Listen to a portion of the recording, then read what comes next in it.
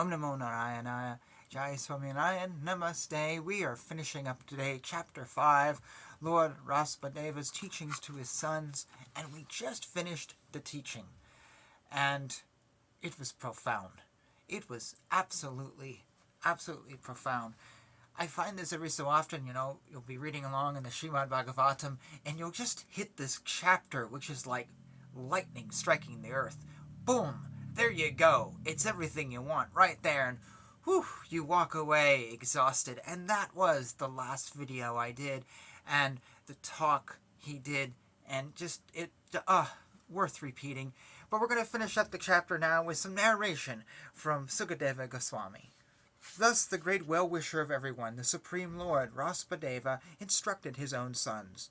Although they were perfectly educated in culture, he instructed them just to set an example of how a father should instruct his sons before retiring from family life. Sannyasis who are no longer bound by fruitive activity and who have taken to devotional service after all their material senses have been vanquished also learn by these instructions. Lord Rsabhadeva instructed his 100 sons, of whom the eldest Bharata was a very advanced devotee and a follower of Vaishnavas. In order to rule the whole world, the Lord enthroned his eldest son on the royal seat. Thereafter, although still at home, Lord Rsabhadeva lived like a madman, naked and with disheveled hair.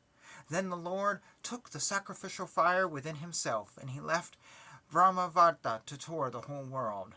After accepting the feature of Adhuta, a great saintly person without material cares, Lord Rsabhadeva passed through human society like a blind, deaf, and dumb man, an idle stone, a ghost, or a madman. Although people called him all those names, he remained silent and did not speak to anyone.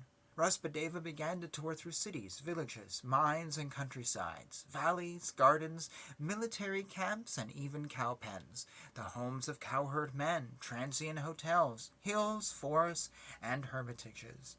Wherever he traveled, all bad elements surrounded him, just as flies surround the body of an elephant coming from a forest. He was always being threatened, urinated upon, and spat upon.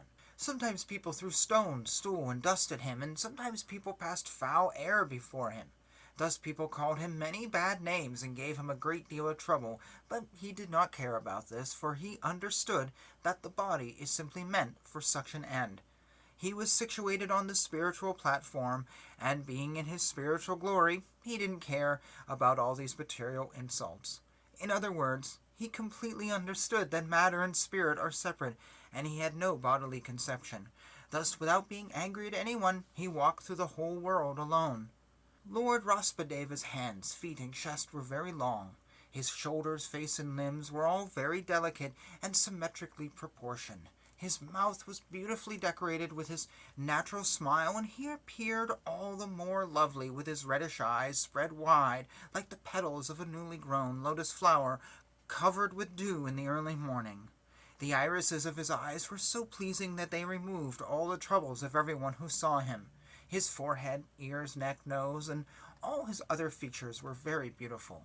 His gentle smile always made his face beautiful, so much that he even attracted the hearts of married women. It was as though they had been pierced by arrows of Cupid. About his head was an abundance of curly, matted brown hair. His hair was disheveled because his body was dirty and not taken care of. He appeared as if he were haunted by a ghost. Lord Rsabhadeva saw that the general populace was very antagonistic to his execution of mystic yoga. He accepted the behavior of a python in order to counteract their opposition. Thus he stayed in one place and laid low. While lying down, he ate and drank, and he passed stool and urine and rolled in it. Indeed, he smeared his whole body with his own stool and urine, so that opposing elements might not come and disturb him. Because Lord Rsabhadeva remained in that condition, the public did not disturb him, but no bad aroma emanated from his stool and urine. Quite the contrary, his stool and urine were so aromatic that they filled 80 miles of the countryside with a pleasant fragrance. In this way, Lord Rsabhadeva followed the behavior of cows, deer, and crows. Sometimes he moved or walked, and sometimes he sat down in one place. Sometimes he lay down, behaving exactly like cows, deer, and crows. In that way, he ate, drank, passed stool and urine, and treated the people in this way. Just to show all the yogis the mystic prowess, Lord Rsabhadeva, the plenary expansion of Lord Krishna, performed wonderful activities. Actually, he was the master of liberation and was fully absorbed in transcendental bliss, which increased 1,000-fold. Lord Krishna, Vyasadeva, the son of Vyasadeva, is the original source of Lord Rsabhadeva.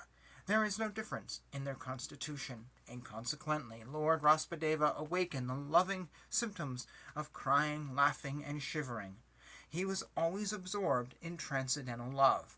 Due to this, all mystic powers automatically approached him, such as the ability to travel in outer space at the speed of mind, to appear and disappear, to enter the bodies of others, and to see things far, far away. Although he could do all this, he didn't exercise these powers. And thus ends chapter 5.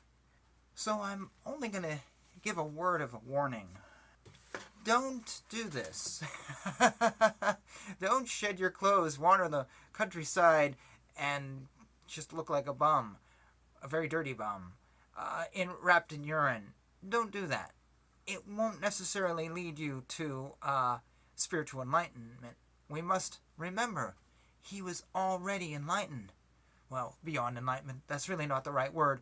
But he had already realized things when he took to that life. He didn't take to that life to do something.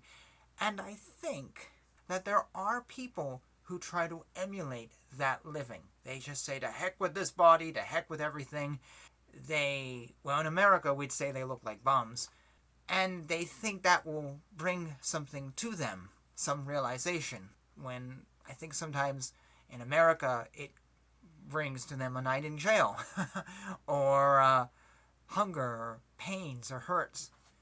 Nowhere did it say here he was hungry, he was hurting, he was in pain, he was wet, because he had gone beyond the body. So if you feel an urge to give all this up, because you're going to realize something, that's not what the text says. He already did his work. Now the body was nothing. It was just nothing. And he was wandering the world as a free man. So take note of that. I don't want someone to come back on this channel and go, yes, but you read this text, Premanand Das, that said I should just get rid of everything and now I'm in jail. That's not what I'm doing. I'm reading the text, but I'm also, well, I do endorse it, but I don't want you to think this is what it's saying, because I don't think that's really what it says. Maybe 1 in a million people may feel urged to do this, but they're already on that journey. They're already on the path. Something is there. It's a fine line. It's a fine line. Anyways, next video, chapter 6. Thank you for joining me in this. As always, Jai Shri Swami Narayan, Jai Shri Krishna, Hare Krishna, Krishna Krishna, Hare Hare, Hare Rama, Rama Rama, Hare Hare.